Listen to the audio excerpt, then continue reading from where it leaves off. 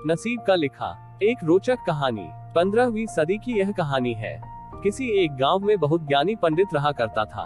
पंडित आजू बाजू के सारे ही गांव में बहुत प्रख्यात था और इसी वजह से धनवान भी। पंडित का परिवार ज्यादा बड़ा नहीं था।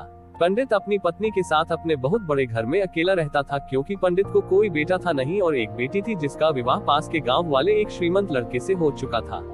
पंडित ने शादी से पहले अपने होने वाले दामाद की अच्छे से जांच पड़ताल की थी और अपनी बेटी का भविष्य भी ठीक से पढ़ा था, तब जाकर उसने बेटी की शादी की थी। लेकिन चंद सालों में ही पंडित का दामाद बुरी आदतों के चंगुल में फंस गया। जुआ और शराब की बुरी लत ने उन्हें सड़क पर लाकर रख दिया था। अपने बेटी की ऐसी दुर्दशा देखकर पंडित की पत्नी काफी दुखी होती थी और अक्सर पंडित को कहा करती थी, तुम जाकर उनकी मदद कराओ। पंडित हमेशा अपनी बीवी को ये कहकर उनकी मदद करने के लिए मना कर देता था कि अभी कुछ समय तक उनका बुरा वक्त चलना है। हम चाहे कितनी ही कोशिश कर ले, जो उनके नसीब में नहीं है वो उन्हें नहीं मिल पाएगा।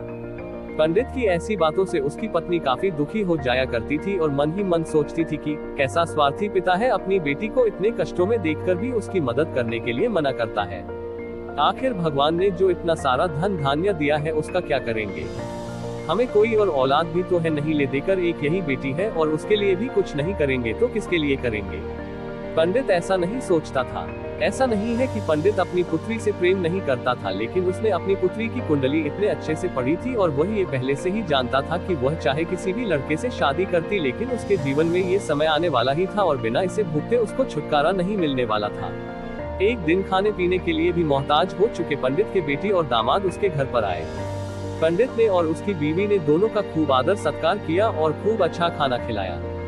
बेटी और दामाद की पंडित से सहायता मांगने की हिम्मत ना हुई, इसलिए वह बिना बोले ही वापस अपने घर को लौटने लगे। लेकिन माँ तो माँ होती है, पंडिताइन से रहा नहीं गया और बिना पंडित की इजाजत के उसने चोरी छुपे बूंदी के लड्डू बनाकर उसमें सोने के सिक्के रख दिए और बेटी और दामाद को दे दिए, ताकि बेटी और दामाद की कुछ आर्थिक सहायता हो सके। पंडिताइन ये भी जान गई थी कि बेटी और दामाद शर्म के मारे उनसे मदद नहीं मांग रहे थे, इसलिए उसने बेटी और दामाद को भी लड्डुओं में छिपे सिक्कों के बारे में कुछ नहीं बताया। जाहिर सी बात है कि जब वो लोग घर पर जाकर लड्डू खाएंगे तो उन्हें उसमें सोने के सिक्के मिल जाएंगे, इस तरह बिना उनके मांगे ही उन तक मदद पहुंच जाएगी। सोचकर पंडिताइन मन ही मन अपने बेटी की मदद करने के लिए खुश होने लगी। पंडित के दामाद और बेटी उन दोनों का आशीर्वाद लेकर अपने घर के तरफ रवाना हो गए। उन दिनों गाड़ियां तो होती नहीं थी, घोड़ा गाड़ी या बैल गाड़ियां चलती थी।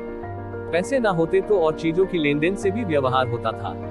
बेटी और दामाद का गांव पंडित के घर से कोसों दूर था, फिर भी पैसों की कमी के चलते वह चलकर अपने गांव की तरफ निकल पड़े। थोड़े दूर ही चले थे कि पंडित की बेटी के पैर में मोच आ गई और अब उसको चलना भी मुश्किल हो गया। पंडित के दामाद ने जब देखा कि उसकी बीवी अब बिल्कुल चलने में सक्षम नहीं है तो उसने एक टांगा अपने घर तक किराए पर ले लिया।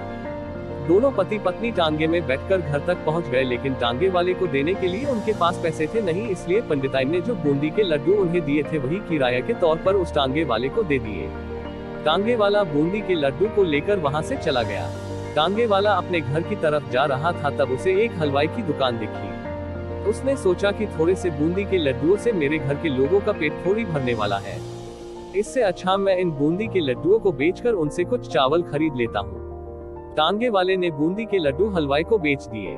जिस गांव में वह हलवाई रहता था उसी गांव में एक आदमी ने अपने घर पर पूजा रखी थी और उसी पंडित को उस पूजा के लिए बुलवाया था। पूजा में लगने वाले प्रसाद के लिए उस आदमी ने उसी हलवाई से बूंदी के लड्डू लिए जहां पर उस टांगे वाले ने बेचे थे। हलवाई ने भी उस आदमी को टांगे वाले से खरीदे हुए लड्डू ही पहले दिए ताकि वह खराब ना हो जाए, क्योंकि वह नहीं जानता था ये लड्डू कब बने हैं। पूजा खत्म होने पर दक्षिणा और बूंदी के लड्डू लेकर जब पंडित अपने घर आया और खाना खाने बैठा तो प्रसाद में लाए बूंदी के लड्डू खाते वक्त लड्डू से सोने का सिक्का निकला। इस घटना को देखकर पंडिताइन की आंखों से आंसू बहने लगे। पंडित ने जब पंडिताइन से उसके रोने का कारण पूछा तो पंडिताइन ने पंडित को सब कुछ बताया और पंडित से उनकी बातों पर भरोसा न करने के लिए माफी मांगी।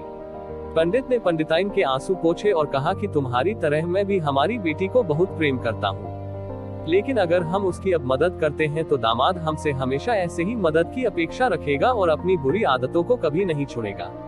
पंडिताइन भी अब पंडित की बातों से सहमत हो गई। 2-3 महीने बीत गए।